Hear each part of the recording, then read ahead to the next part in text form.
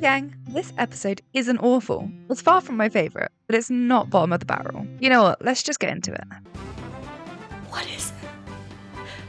So this episode centres around Leslie and Tom being on a judging panel for a beauty pageant for very different reasons, with Tom just wanting to see hot women. But if you don't call in favors to look at women in bikinis and assign them numerical grades, what the hell do you call in favors for? And Leslie trying to bring a holistic view to beauty pageants, where they look at more than just the looks of the women. This year's Miss Pawnee will be chosen for her talent and poise. When April finds out that there's a prize of $600, she enters the pageant. I can be idiotic for $600. She tries to bribe Leslie beforehand with coffee, but Leslie keeps her integrity. Also, Leslie calls April not classically hot. Girls like you, who are not, classically hot, can be rewarded for their intelligence and savvy. Like, what? Okay. At the pageant, there is a clear favourite, Trish, who is ditzy and untalented, but hot. My girl Trish is talented! You're not even twirling the baton. Leslie doesn't agree with the other panel members that Trish should win, and instead argues that women should be valued holistically rather than just for their looks, and rates them each across lots of categories. Leslie's custom scorecard and something called the Naomi Wolf Factor. When April learns that the prize is actually a gift card towards a fence and not cash, she quits. No, I didn't win, but at least I didn't make any new friendships. Trish wins despite Leslie's best efforts of picking someone else. At the beginning of the episode, we see Dave come into the office and ask Leslie on a date, but fumbles his chance when he thinks that one of the pictures of the inspirational women that Leslie has framed in her office is her grandma. Is that your grandma? It's Madeline Albright. I usually just call my Nana. And Leslie dismisses Dave without arranging a day for their first date. He later visits her again after the pageant, and after initially trying to let him down gently again, Dave makes it clear that he doesn't want to play games and that Leslie can let him know if she wants to arrange a date. Look, I'm not a guy who plays games. Here's my number. Leslie clearly likes this no-nonsense approach and his clear communication, and she ends up texting him again. When he later comes to her office to finally arrange the coffee date, which, side note, I don't know why they couldn't just do this over text, he shows her that he has learned all about all the women in the pictures in her office, knowing all of their names and facts about them. Sandra Day O'Connor and Michelle Obama and Condoleezza Rice and Nancy Pelosi. The B-plot of this episode follows Anne and Mark's second date, where she asks him if he's able to come fix her shower, Are you handy? Like, can you fix things? and as a thank you, she will cook him dinner. I will cook you a cheap, quick dinner. That will be no trouble at all. Well, I'll see you tonight for the weirdest second date ever. Anne discovers that Andy has been living in the pit. Been here a whole week? Yes, 1 week only. After fixing the shower, I hooked your toilet up to your shower. That's what you wanted, right?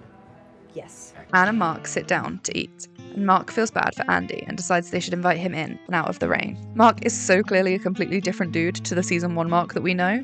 It's so wild that canonically a concussion made him learn empathy. I feel like we should invite him inside.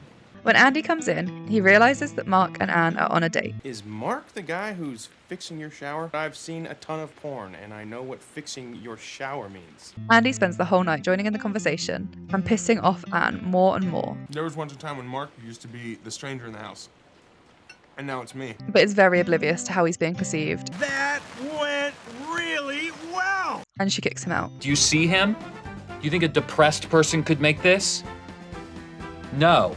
When I was younger, I really hated this episode. I used to skip the episodes at the start of season 2 when I'd rewatch, and I'd start the season from maybe episode 7, but this one is actually worth watching. I rate it a 4 out of 10, which obviously isn't great, but it's on a scale of Parks and Rec episodes, meaning that it's better than a lot of episodes from other shows. It just doesn't necessarily hold up as well against the rest of Parks. A lot of the beauty pageant is kind of boring, and it's not as funny as it could be, which does make it drag a bit. But with it being spliced with the Anne, Mark, Andy plot, it does give the episode a bit more energy and fun. I also didn't see any toothpaste. Do you not use toothpaste? I feel like we're getting consistent world building from here, like with the first mention of the Glitter Factory strip club, which becomes a running location gag throughout the show. We also meet Jessica, who becomes a much bigger background character as we go on, and we see Martin hosting the event again. Andy is still deeply unlikable, You gonna talk about anything other than the lies that I told you? but he's somehow so lovable. It makes sense that they kept Chris Pratt on rather than sticking to his original 6-episode deal, because he somehow makes this horrifically selfish and oblivious doofus seem sweet and misunderstood a lot of the time. We are leaving. Let's go, Mark.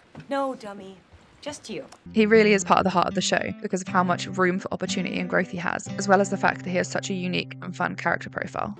Chocolate, booze, Diamonds, rubies, emeralds, and treasure chests. I don't have loads to say for a deeper meaning in this one. Obviously, there are the themes of sexism and the objectification of women, but it's all very surface level. We also have two new relationships blooming, with Anne and Mark on a second date, and Leslie and Dave arranging their first date. Dave is a man who does not know anything about pop culture, not understanding what Tom is talking about when he references Die Hard. It's Officer John McClane. Welcome to the party, pal.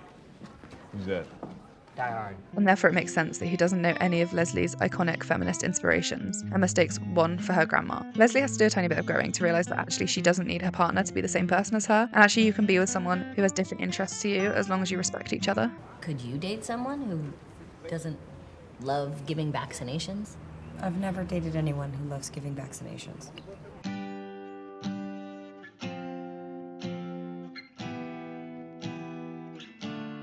I think I'm safe. She's gotta be tired by now. Hi. Leslie tells the office that she's bought flowers for Ron following his hernia surgery, but she did it after a few glasses of wine, and she spent a lot of money buying flowers for everyone in the office. Donna, you're definitely getting some. Jerry, I don't know. I'm not sure. Time will tell.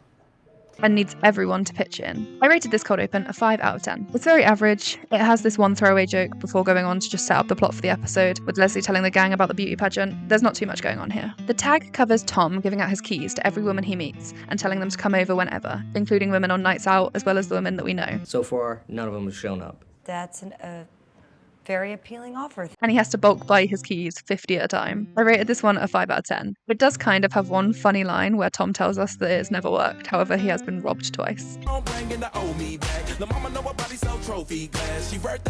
This episode isn't as bad as some people on the internet find it, and how I used to view it. Like, it's okay. And that's it. I think that Parks and Rec really benefits from having such a likeable ensemble cast, which gets better as time goes on too. Like, for example, Tom is really unlikable a lot of the time. 34C, 36B, 34B, 34D, 32A. How'd you get in here? But when he's being unlikable, he's paired up or paralleled to other characters that are likable, making the show watchable. I think the B-plot often carries Parks and Rec episodes when the episode isn't that great, which is nice because we don't often get a full flop episode. It's normally just that one element of an episode is less fun, but it is spliced with other fun shenanigans. This episode has a good B-plot and an alright A-plot, with plenty of funny moments to carry us through the show. Hello? We're having a meeting in here. Does anybody have any questions